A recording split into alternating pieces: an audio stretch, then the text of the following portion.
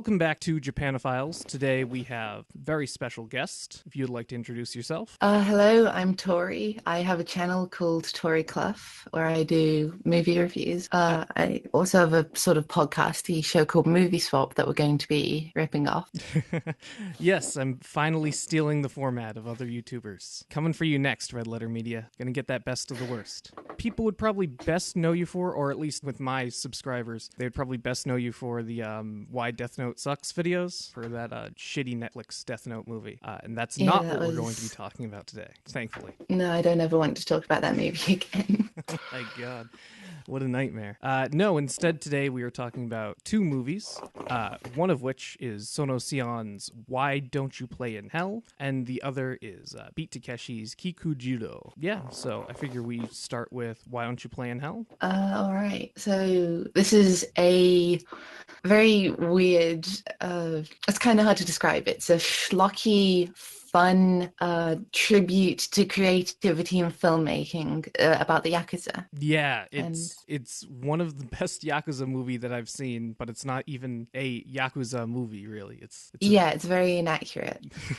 It's a movie about Yakuza movies. It's got some interesting sort of homages to Bruce Lee and Jackie Chan and all those sort of movies. And the majority of the movie is just set up for this incredible half-an-hour long fight scene. One of the greatest fight scenes ever put on film. It's amazing, right? Like, yes. I think that's what Sono Sion's become known for now. Or at some point, Sono Sion said, "This is what I want to end all my movies with." And then he made Why Don't You Play in Hell? And then he made Tokyo Tribes right afterwards, which does the same sort of like everybody comes together for a complete chaotic ending. And then the most recent thing that he's done, Tokyo Vampire Hotel, has a whole like middle section that is just the end of this movie. I still haven't been able to find a copy of that. Oh, that looks pretty interesting. Yeah, no, for the longest time, it was like my friend's holy grail of Japanese movie, but very recently it came out on Amazon Prime because it was a Japanese Amazon series to begin with. I think it came out like last month or something with English subtitles. I'll check it out. Wait, yeah, back to Why Don't You Play in Hell? It's, like I said before, it's very schlocky.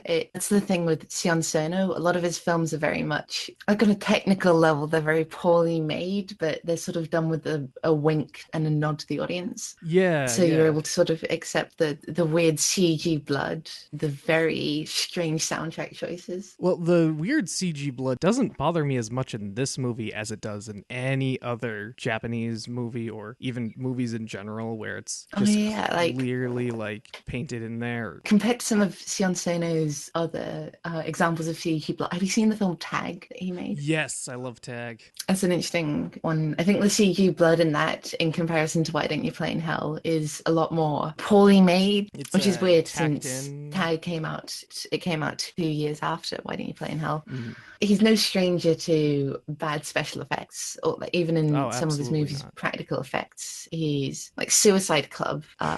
That's got some very weird practical effects. Yeah, I don't think any of those effects in Suicide Club are going to fool anyone, but I love them just the same, right? Yeah, he's the kind of director who, even one of his weaker films like Shinjuku Swan, I'm able to enjoy them because they're very camp. They don't take themselves very seriously. Yeah. And in cases where they do, like in Love Exposure, it takes itself a bit seriously in the second half. Well, to be honest, I think Love Exposure is the only time he's been able to take himself seriously and have it work. Have you seen Cold Fish? Oh, that's right, Cold Fish. Yeah, that one. It's the one weird. That makes you want to kill yourself. That one Yeah. The beginning of Love Exposure, the first half of Love Exposure, you're like, oh, this is a fun movie. And if you're like watching through his entire filmography, you're going like Love Exposure, and then the second half of Love Exposure, you're like, oh, well, at least it ended on a somewhat good note. And then you go into Cold Fish, and you're just like, oh God. It's depressing, and it's the only time that his like practical effects have looked convincing. Yeah, they need to for that movie. But Why Don't You Play in Hell? That's what we're talking about. Getting a bit off topic. Oh no, it's fine. It's this channel's very accustomed to Sono Sion love. Sono Sion is one of the rare filmmakers where I can say I've never seen an outright bad movie from him. A movie where I'm just like, oh, fuck this movie, I don't want to watch this at all, right? Like I said before, even his weaker films, I'm able to enjoy them. But this is definitely not one of his weaker films. Why Don't You Play in Hell is one of my favorite Sono Sion movies, and it has a lot of what makes a fun Sono Sion movie so fun. So I guess there's like 3 main plot points or plot threads that tie up into the big final conclusion. The first one that I want to talk about is just the Yakuza in this, because it's kind of interesting. I don't know how many Yakuza movies you watched before this or at all. I think the only other Yakuza movie I've seen is Shinjuku Swan, which is also very inaccurate. Yeah, but the interesting thing with this is that the Muto clan is like the new modern day Yakuza that slowly transitioned out of Hiroshima from like, oh, this is going to be a horrible Yakuza movie buff thing. But it's like the Yakuza that came after the Battles Without Honor series, for people that have watched that. Then the other Yakuza that they're fighting, Ikegami, are like the pre-Hiroshima old school Yakuza. You know, they all got the like kimonos and stuff on. And it's kind of interesting to have those two dynamics clashing, especially since ironically the leader of the new Yakuza is much older than the leader of the old Yakuza. Yeah, I didn't realize that. That's interesting. A lot that you can pick up on as a Yakuza movie fan, but you can still enjoy the movie without that. Yeah, because to me it just seems like 2 different types of Yakuza. Like I always felt that Ikegami, going back to the unrealistic thing, I never really felt like Ikegami was the kind of person who would be a Yakuza oh god leader, yeah. especially with his weird obsession with that pop song. He's too good looking for it. He's very upbeat about everything. It's like he's denying the fact that he's like, there are some great moments there, like when he just bursts out singing. Or like any of the faces that he makes on a phone call. He's great. The giant poster that he has of Muto's daughter, the daughter of the rival clan that he just like keeps. And then... what makes that a bit weird? What makes it weird is that he met her when she was like 12. Yeah, it's so creepy in a funny, creepy way. You know, only the funny, creepy way that Japanese movies can be, where you go if this was someplace else. Sion Sono's done a pedophile movie. Not yet. Sono Sion's Lolita coming 2019. Now that would be incredible. That would be something. That's the movie I want to see. God, first Kubrick tackles it. Now we get Sono. You know, we're gonna go through all of them, all the great directors. The thing that I thought was funny though is that there's like some genuinely heartfelt moments between Yakuza in this. Like there's one where they first decide to make a movie and Muto's going around to all of his like Yakuza cronies and he's like, yeah, we can do this, guys. We're so good. You guys are like my best friends. Yeah, that always felt so unrealistic. And there was this thing so strange about having these Yakuza talking to each other in this way while some sort of upbeat anime soundtrack plays in the background. Yeah. It sounded nearly identical to a song from Oro Monogatari. Oh, yeah. Side note, that's a series that my friend has always been trying to get me to watch. Maybe one day. Aaron, if you're listening if you watch it, you'll get like diabetes. It's great. It's a very sweet series. It was weird to see the Yakuza being wholesome. It's a very wholesome, like genuinely wholesome Yakuza portrayal. Just the whole way through, even at the end where they're just killing each other left and right. It's like, oh, she cut off his head. Oh, that's sweet. Stuff like that. Sort of like Ikegami in particular. He's the most wholesome one there because he's just. I cannot believe that these characters are fighting to the death. They seem like they should be going bowling. Yeah, well, I think we'll get into the real meat of the meta part later, but that's kind of like the movie itself, right? right? Is like, yeah, you have two people pretending to be the most bitter of enemies, but behind the scenes, they're gonna go out for a few beers or something.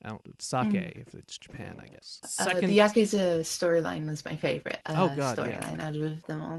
Ikigami, he's my favorite character, just because of how absurd it is for this person to be the head of Yakuza. I like that the second he gets in power as Yakuza, he's immediately like, throw away all this, don't wear foreigner clothing, shave your beard, it looks bad, shave your eyebrows too. We're going full old school Yakuza here. He's almost like a Yakuza fanboy, but he's the type that prefers like old Yakuza, not any of this new crap here. Yeah, he's brilliant. The other storyline is the one about the filmmakers. Oh yeah, I included a slight, tiny storyline because really it's just like what ties both of those together, and that would be Mitsuko and Koji. That's the only storyline that I'm not too keen on because I don't think it's as well developed. Yeah, absolutely. Even though I like the eventual payoff of having just the sight of this guy wandering around this battlefield with his hand cut off and a katana in his head. This entire film, I think I love this film, but I think it could kind of be cut down by 15 to 20 minutes. And that's mostly this storyline. So here's my problem is that Koji, the fucking Mitsuko's kind of boyfriend-ish, Koji feels like he was supposed to be the director, Hirata. Like at one point in a very early script, I think he was supposed to be part of the Fuck Bombers storyline, and just like there was too much going on with one character and they split it. I feel like this is almost the best possible way you could have done it, but it's still not perfect. Like you could probably tell the story without him and just have it that the Yakuza find the little note he wrote. Yeah, you could. Although then you would miss the whole scene where they've obviously hooked up a hose to the actor's face and just have him vomiting. And his vomit's coming out of his chin. Yeah. Well, that's what you were saying earlier with like, yeah, it's not the best special effects, but it's like perfect camp for what the movie's going for. The fucking glass kiss that goes on for just long enough to make me feel uncomfortable every single time I watch it. You know where? Which one's that? Mitsuko has the shard of glass that she sticks in her mouth, and then oh god, yeah, right.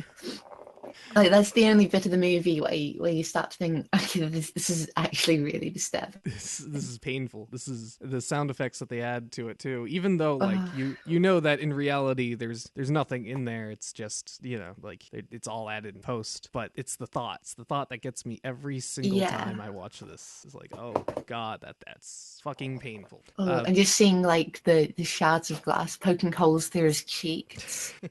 It's very unsettling. It is. Anyways, yeah, so Mitsuko and Koji is kind of the weaker storyline, but it has a purpose. That's almost my problem with it, is that I can't just rip it out and still have the movie. Yeah. It still needs to be there. I mean, maybe trim it down a bit and cut out some of the sort of heartfelt moments. Like you either need to cut out or add walking under the bridge. Yeah. If there was anything cut, if Sono Sion had a 4-hour love exposure version of Why Don't You Play in Hell, then stuff was probably cut out of Mitsuko and Koji. Yeah. My favorite part, though, is the Fuck Bombers, our third storyline. Yes. They're amazing. The weird meta. They are the meta of this movie. Without this would be like a kind of Yakuza comedy, with a little bit of tongue-in-cheek, but the Fuck Bombers are like the reason why this movie is so meta. It just feels like Sion Sono is in the movie.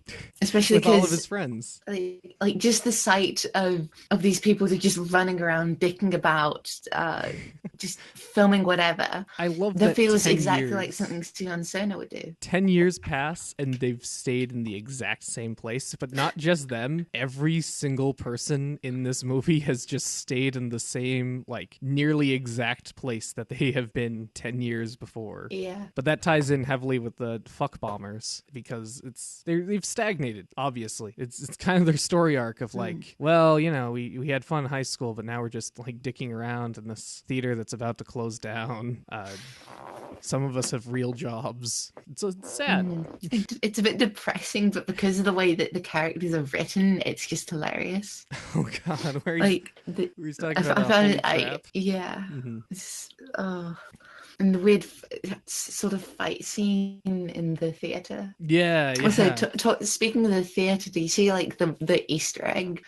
Where they're playing the movie that they're screening is one of Sion Sono's first films. Oh, wait, the fucking... It's the black and white one. Oh, okay. I'll have to go back and check. I didn't realize. Which, like, one of his short films? He released it. It's a film, I've seen it. It's called The Room, and it came out in 1993. Oh, okay. So it's one of his very early films. Yeah. That's pre-Suicide Club Sion, so that's a rare Sion. They're just so fun to watch. You could almost have a whole movie just about the fuck bombers, and you kind of sort of do. Like, ironically, there's not actually a whole lot. Like, I think they focus a lot more on the Yakuza, but you remember a lot more of the fuck bombers. The kind of out of the movie for a good portion of it. Until you tie it all together.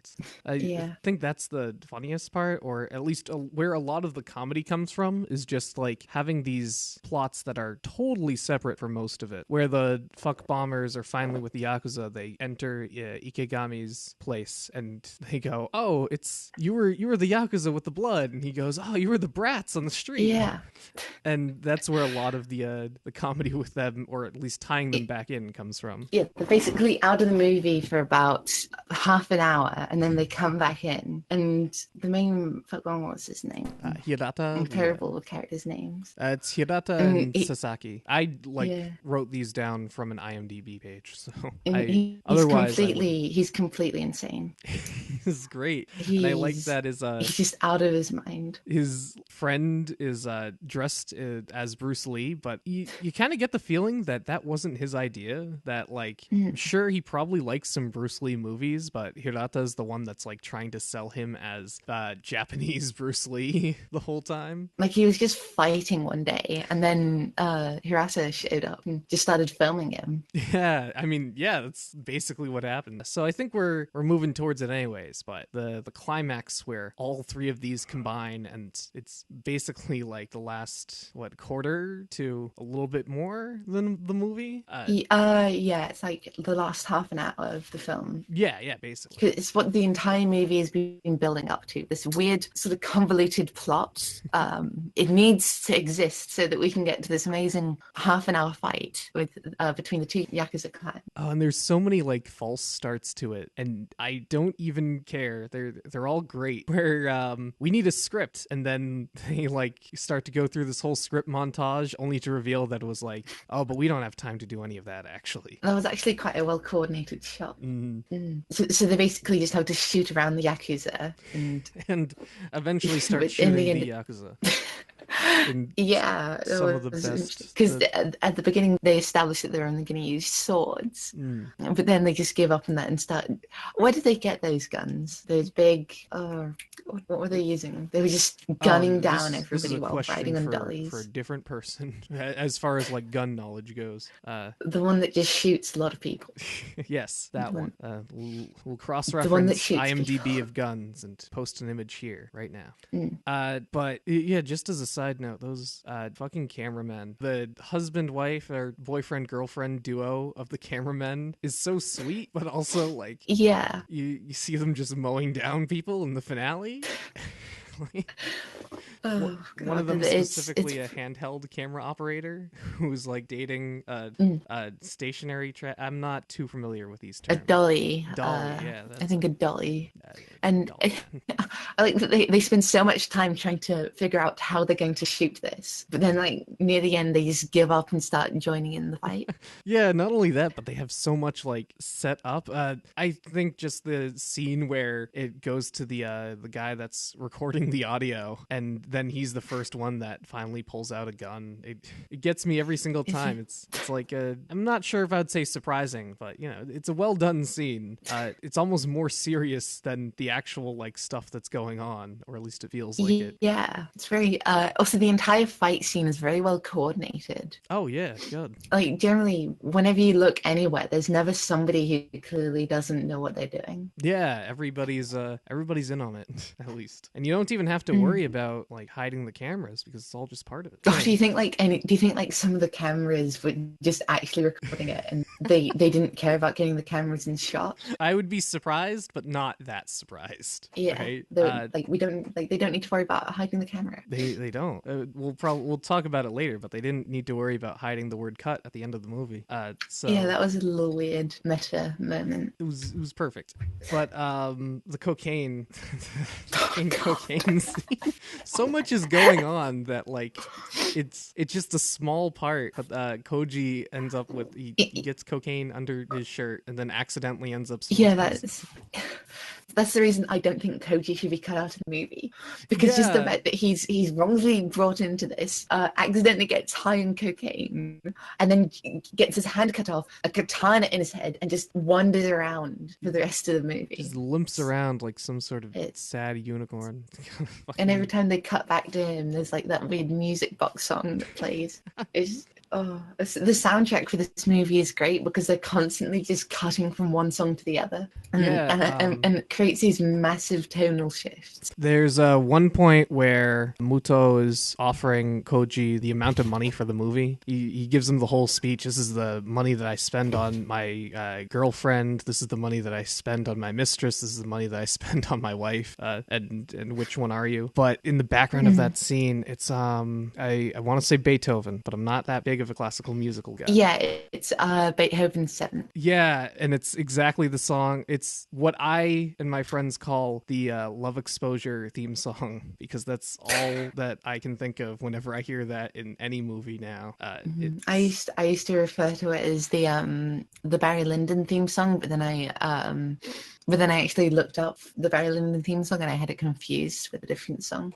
But I still call it the Barry Lyndon theme song. The soundtrack's good. It reuses not just classical pieces, but some pieces of music that Sono's been using in fucking every single one of his movies. A lot of Love Exposure music is in here.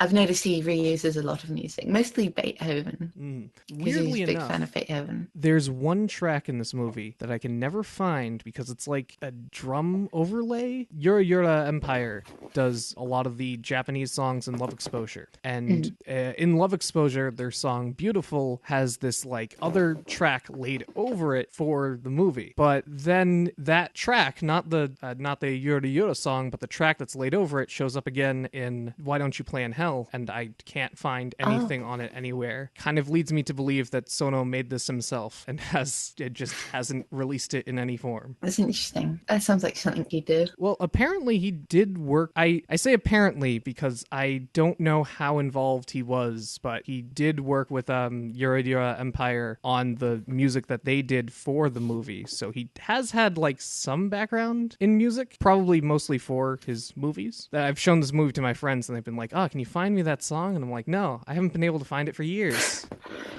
Yeah, it's not a very well-known movie, so there's not going to be a whole lot of uploads of it online. That's the sad fate of like this level of Japanese movie, where it's like people will know about it if you're into this sort of genre, but outside of that, it's kind of slim pickings. Especially for the videos that like I make on my channel, because a lot of them I try to find trivia and stuff, but a lot of times it's okay. Maybe this is true. Maybe this is mistranslated from something, and nobody's double checked it. It's a gamble every single time. I think the only one you can find like genuine trivia on is Love Exposure. Oh, yeah. Because that's basically a cult classic at this point. Do we got more to say on the climax? Well, I think it's the only example where the CG blood is obvious.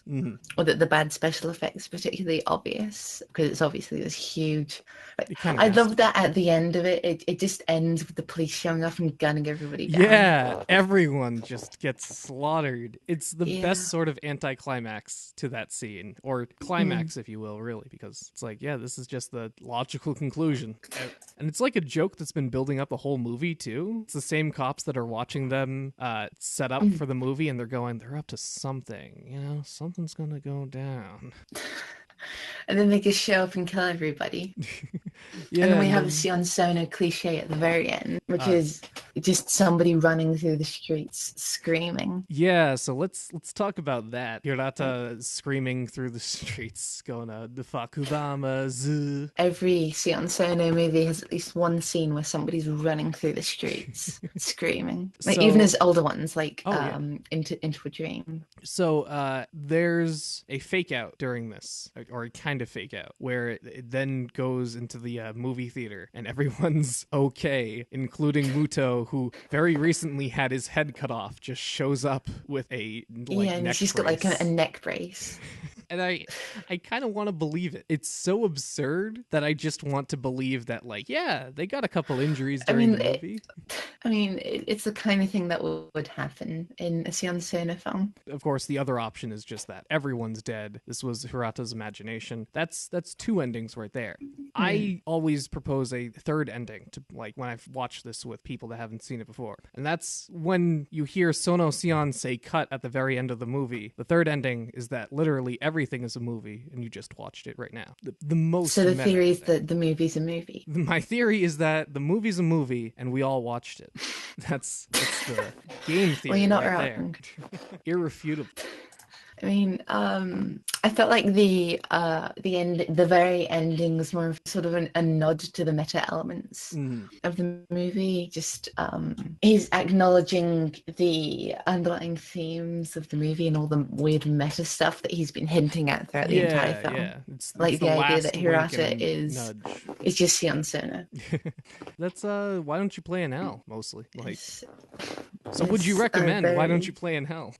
Yeah, I would. I think it's an example of a movie that probably needs about 20 minutes cut out of it, or 20 minutes added to it, but one or the other. It's thoroughly enjoyable. All the way through. Peak schlock.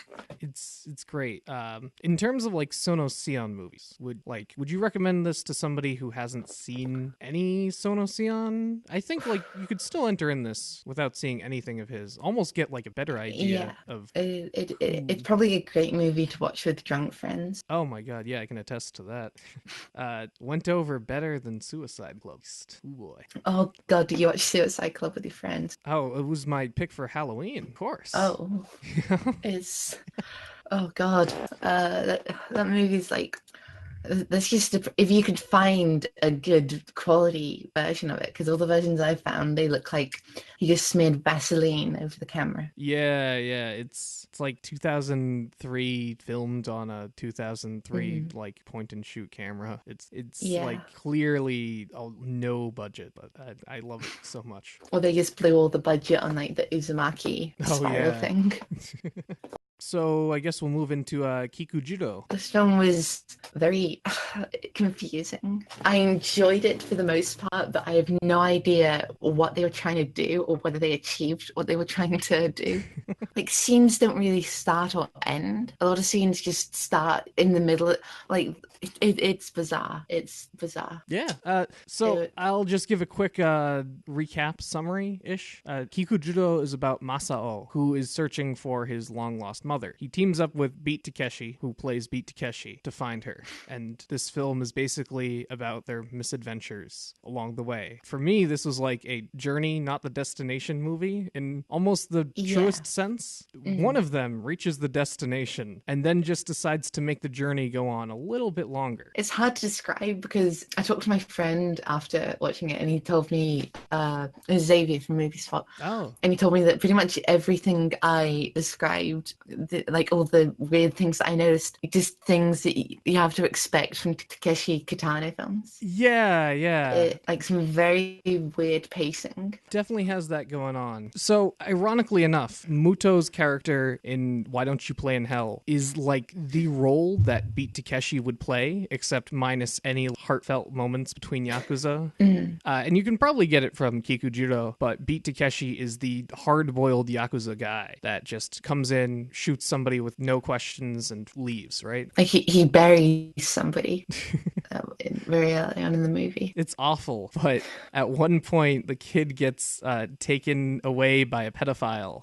Oh god, that was a scene that really confused me because it didn't really start. It was just like a smash cut, and then he's trying to molest the kid. Yeah. Oh man, Beat Takeshi is he loves his smash cuts or cut to the outcome of whatever happened, and you're kind of just left to like, oh well, I guess this is what happened in between this. Yeah, that scene really confused me because the conclusion to that scene is that Beat Takeshi basically takes off his pants and said, "Hey, molest me instead." That was really bizarre. He basically is showing him up. He's like in the weirdest way possible. Like I can't explain it any more than the film. This is actually kind of an atypical Beat Takeshi movie, while still having a lot of Beat Takeshi-isms, because a lot of his movies are much more serious. They're all made kind of in the same way, but a lot of them are more serious. Ironically, he started as a comedy actor and then moved into violent crime dramas, which he became typecast for.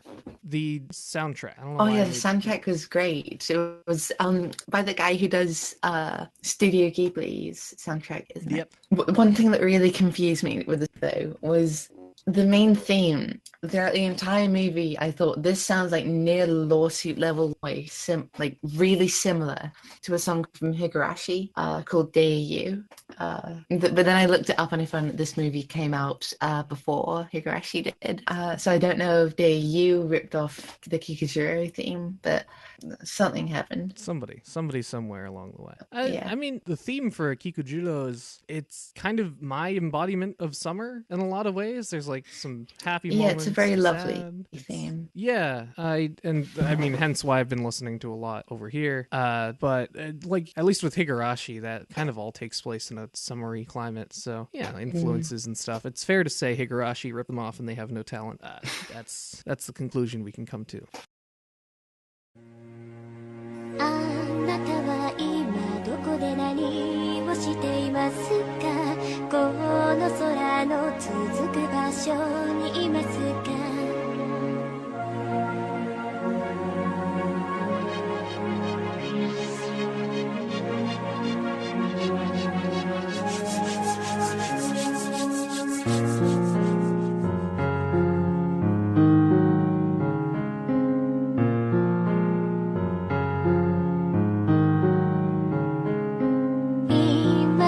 私の心を埋めていたもの失って初めて気づいた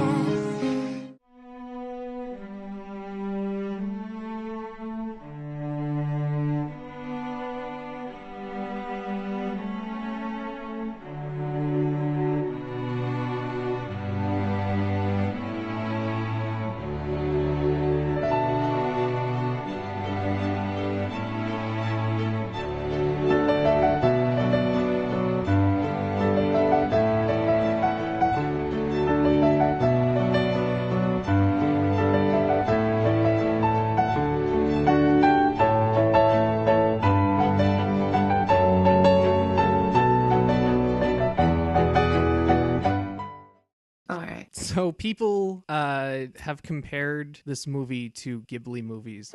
I think it's just the soundtrack because I take issue with that. Yeah, I take a lot of issue with that. Yeah, I haven't seen a lot of Ghibli movies, but from what I have seen of them, this doesn't strike me as a Ghibli movie. Well, I was watching it with some friends of mine, and one of them was like, wow, this is a lot like not one of like Spirited Away or something like that, but one of the more lesser known Ghibli movies where it's kind of like Kiki's Delivery Service, kind of doesn't really have a plot. It's a lot of... That was one of the issues I had with the film, that there was a lot of stuff that was kind of pointless. Like the last 20 minutes of the movie is basically just them dicking around in like a field. Yeah, but you get to see like bald Japanese man completely naked and That's always bikers good. playing around. I mean, that's part of what I mean by like it's the journey, not the destination, because it's even after there's a point where it's like, oh, we could take you to your mom and say like, oh, hey, this is the kid that you abandoned years ago. You've moved on with your life now.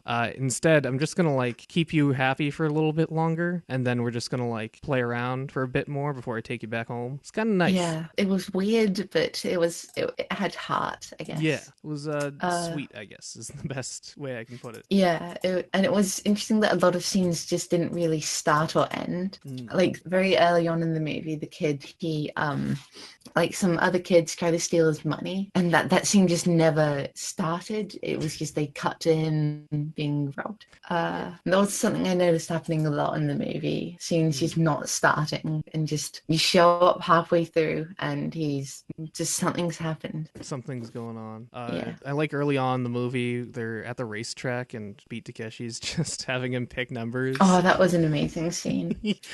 Yes, he's going, what are you, an idiot? Come on. It's like that's the only reason he kid around, because he helped him win once. Yeah, those are the parts of the movie that I liked better. There is a lot of just stringing together things that don't quite connect as well as they should sometimes. But then you get those little moments like Takeshi and Masao waiting by the side of the road for somebody to run over a tack that they put on the road. Oh yeah, they nearly kill somebody. They kind of do. They come very close to. Well, as far as we know, that person might have died. We never find out. And they just run. Their goal is to try to stop somebody so that they can get a ride back, which I don't know why you would do that. Wait, but they're not going to be able. They're not going to be able to give you a ride if you pop their tires. It's a really dick move, and it's kind of what I would expect from Beat Takeshi, is just for him to do like a really dick move like this. Is like, I'm stuck here by the side of the road. I'm gonna keep anyone that passes by me stuck here too. Oh yeah, that character is very weird.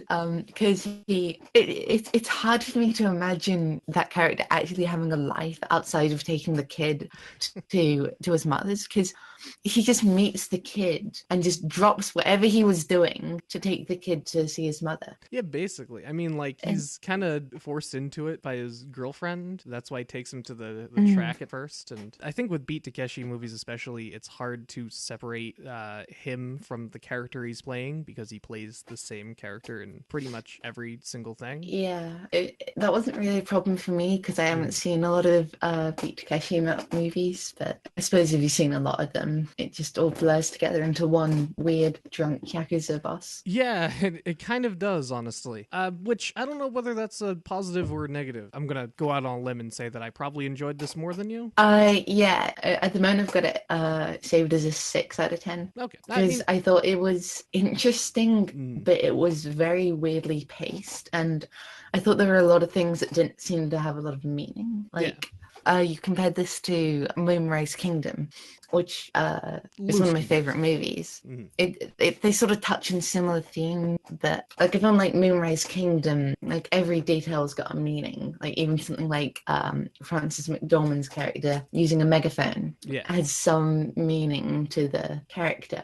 Whereas there's stuff in this movie that happens that I don't think meaning. It's kind of funny because like in a Wes Anderson movie, like there's those details, small details like that, right? There's a reason for all of that. But then like in this movie, there's a whole like weird dream sequence that doesn't have much to do with anything. It just kind of happens. It's like very hastily introduced by like the kid getting scared by the Yakuza guys that just beat Takeshi at one point. Yeah. And then it just kind of happens. And almost that's like kind of more artsy and interpretive, but with less of a reason than, something it's like just Moonrise sort Kingdom. Yeah, this movie's got a lot of just scenes that happen. Like I said before, the entire like last 20 minutes of this movie are just the characters dicking about. Yeah. So you gotta do something for the kid. His mom's not coming back in time soon. yeah, it was a sweet movie. It was very, I guess, wholesome, even though it's about a kid who's been abandoned. Yeah, that's the most wholesome movie about abandonment I've ever seen. That's one of the things that, like I was saying, people, and even people I know have compared this to Ghibli movies, but it's way too dark to be a Ghibli movie. And not in there's a pedophile in this, but just like thematically, like it's not something Ghibli would ever touch. Although I think Ghibli have done some very... Like they did Grave of the Fireflies, I think. Oh yeah, in that sense. That was very depressing. Yeah, but that's like purposely making you depressed, where this is kind of like, if you think about it long enough, you'll be depressed. But if you're just like caught up in the moment like the kid is, it's a fun movie. You got these two guys going to a resort and just like trashing the place for a little bit before they get kicked out. I like that scene ends with Takeshi going up to the wrong kid to pull him away. He has to, like, and just hitting him on the back of the head. Yeah. Yeah, it's I love Beat Takeshi's character in this because he's clearly he has no idea what he's doing, just sort of stumbling around. He just the sight of him pretending to be blind. Yes, and just I forgot about that. Waving instead of he just waves the stick around. It like shouldn't fool anybody. It's the worst blind performance ever. He just has this stick. God, Daredevil will be 10 times better if it just had Beat Takeshi pretending to be blind. Okay, so there's like that scene at the beginning where he meets Elektra for the first time and they're on like a playground or something. Right. They're like flipping around. Just imagine Beat Takeshi is like just stumbling around, but still trying to act as cool. It's like, wait, where did I just realized, where did he get that stick? Where did Beat Takeshi get that blind stick? I don't know. It's the same place that they all got the guns, and Why Don't You Play in Hell? It's like they pull them from off screen. I probably would only recommend this to very specific people. Yeah. Like people who I know will enjoy it. Yeah. I can imagine a lot of people watching this and being just really confused and bored. Oh god, yeah. And I don't even think this is like Beat Takeshi's best movie. It's possibly his most uplifting one, despite still like it's about abandonment, but it's still pretty upbeat. I don't want to spoil too many future Beat Takeshi movies for you if you ever decide to watch any. But I was kind of waiting for him to die at some point, not because of the tone of the movie, but just because that's a thing that happens to Beat Takeshi a lot. Like the Japanese Sean. Basically. Yeah, so if I was going to recommend this to somebody, I'd probably, I recommended it to you.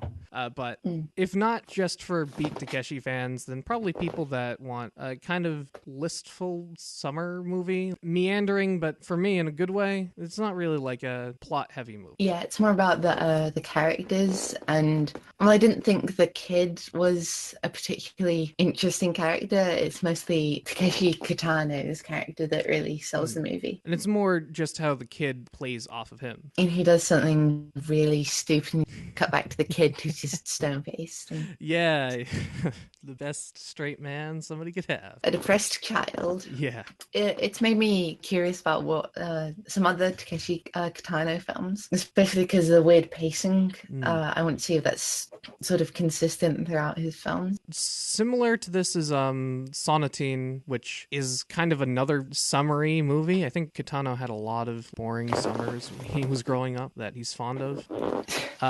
Boring Okinawan summers. But that one is like the serious version of Kikujiro, where Kitano is hiding out from the Yakuza in Okinawa Beach. So that's there's a lot that you can go off of Kikujiro from, and I don't know, maybe enjoy in different ways. Be warned that you're not really gonna find a happier Beat Takeshi movie than this.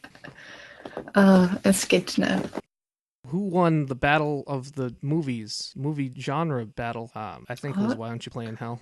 Yeah, is that how this works? Is that it was Usually we end episodes of Movie Swap by which movies we're going to talk about in the next episode. But all right, so that I don't know means if I'm going to that- be back on the podcast. So. No, I think I got this. So that means that I get to pick a movie for Xavier to watch, and then you also get to pick a movie for him to watch, and then he just has to watch both of them, right? Okay. Yeah. Yeah. That sounds perfect. So what would you recommend to him? That's tough. I'm gonna say the first Pokemon movie. No, Pokemon movie 3. Yeah. All right. That's. And he has to watch it. He has to watch it now. Yes. For the next episode of Movie Swap or whatever else. That's his movie now. That's how this works. Brilliant. Yeah. Other than that, thanks for coming on. All right. Pleasure to be here.